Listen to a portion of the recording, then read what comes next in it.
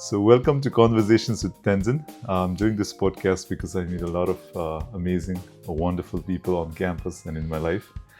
And today I have with me my very good friend Francisco from Honduras. Francisco, welcome to the podcast. Thank you, Tenzin, for inviting me to share my experience. I'm really happy to be here in your podcast. So Francisco, I want to know your story. So can you tell me about your journey, how it has been from your childhood to your journey here at MIT? It could be a long history because, I have experimented many things before I arrived here. But I remember my childhood very well, and I love my childhood. I am my mother only son, so practically I grew up alone. Okay. But I have great cousins and a great uncles. How many cousins do you have? Yeah, I have many cousins. Okay. I don't know exactly, but I have a good relationship with at least 10 of them. Every weekend, I have the opportunity to spend time together.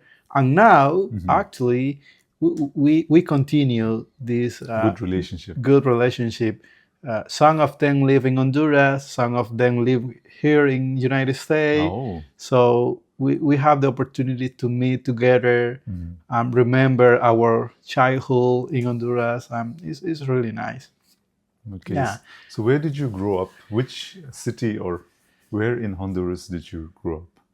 I grew up in a beautiful city, which is located in the Caribbean. My home city is La Ceiba. Okay. Actually, it's a beautiful city. But after I did my school there until 4th grade, but after that, we moved to different cities. Even I did my high school in another city. I did my bachelor degree in another city. Oh, so you kept moving. Yeah, I keep moving around the country.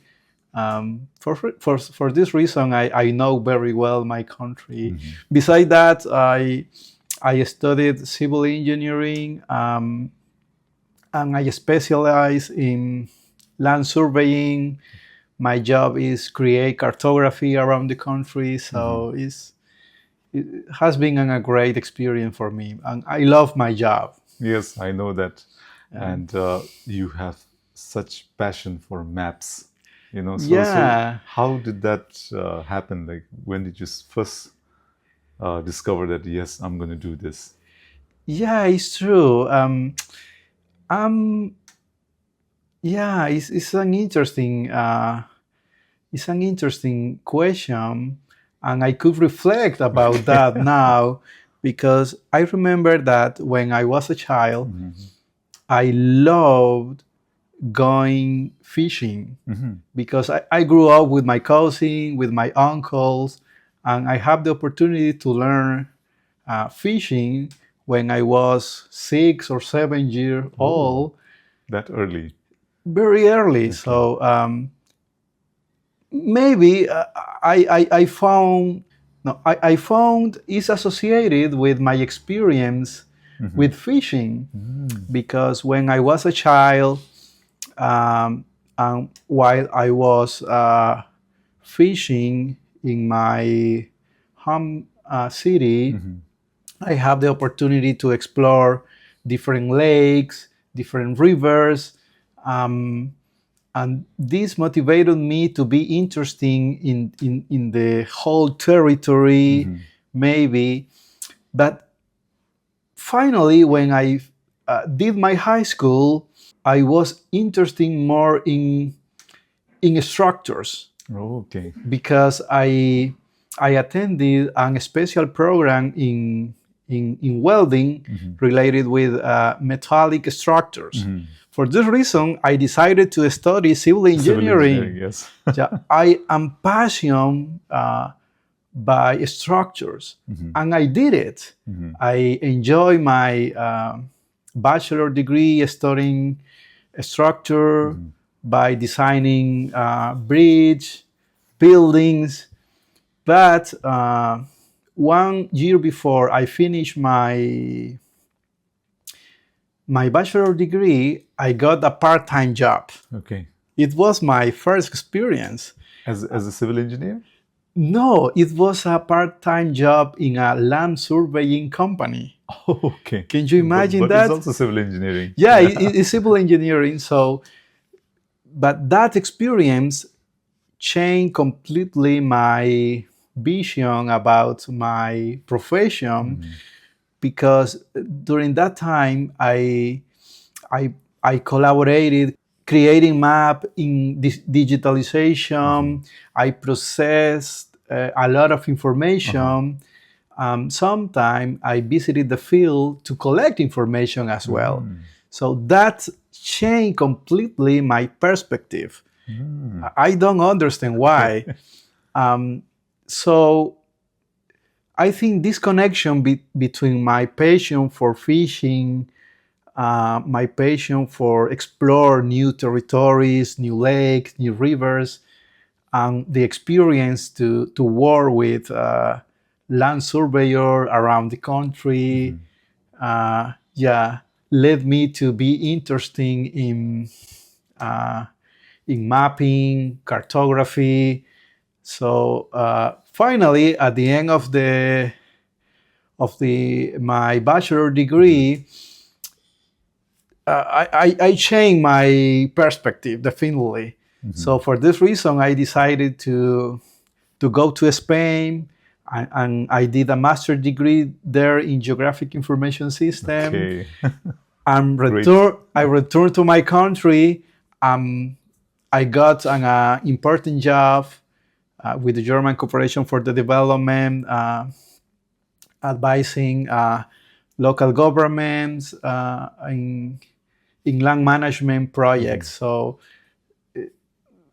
So since that time, or from that time, practically I spent my professional life providing guidance to local governments in land management, cartography.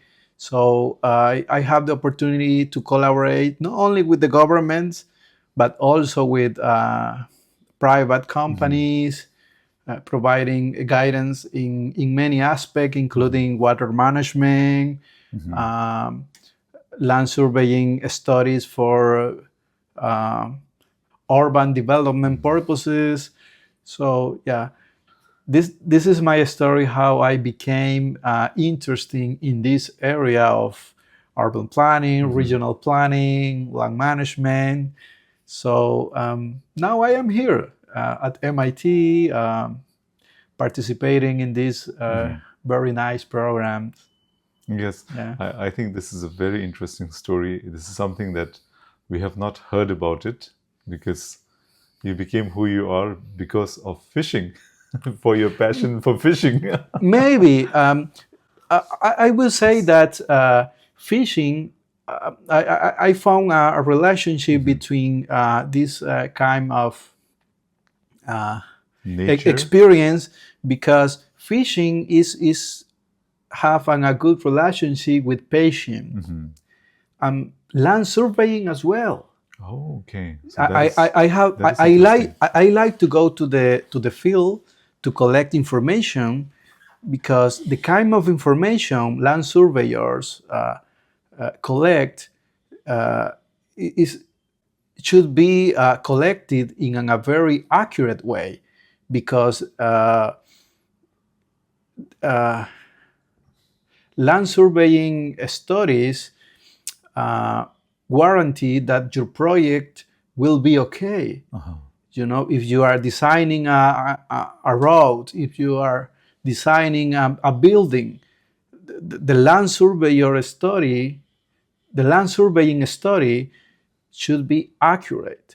So you need to collect the information in a calm way, without pressure, systematically. You need to develop concentration skill as well, and you need to be organized, patient, because the whole project depends on your information. So that kind of experience has helped me very well experience to develop organization skills. For this reason, I found this relationship between fishing, land surveying, and planning. Okay. I think everything is connecting. Okay. Yeah. This is fascinating. And the next question that I have is regarding the project that you did in Honduras. I think it's very fascinating, and I want you to share about the work that you did with River Plátano. Yeah, it's true. Yeah, Yes. as I mentioned it, I've collaborated with the private sector, but also if I have to choose one experience, I would choose my experience in the Plátano River Reserve. The Plátano River Reserve is the most important reserve in Honduras. It's the biggest one reserve, and it's the second most important reserve in the continent in terms of biodiversity and multicultural aspects. So in this region, we developed it for more than 10 years on land management process, where we have the opportunity to collect all the cadastral information to focus the land management process in a professional cadastral system.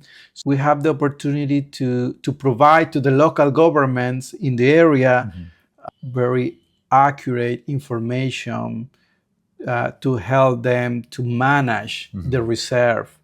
So this was a great contribution, because this management process was centered in a multi-purpose cadastral system that allowed the local government, that allowed to the government to monitor the land tenure in the region, to strengthen the development in the region, but also to motivate, to promote the protection of the environment in the reserve.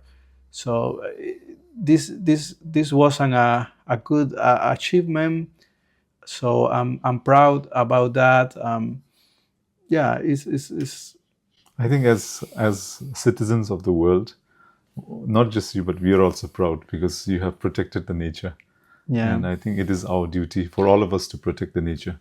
So and we protect the nature, but also I think we gave the opportunity to the population that now are living there to develop another aspect in their communities.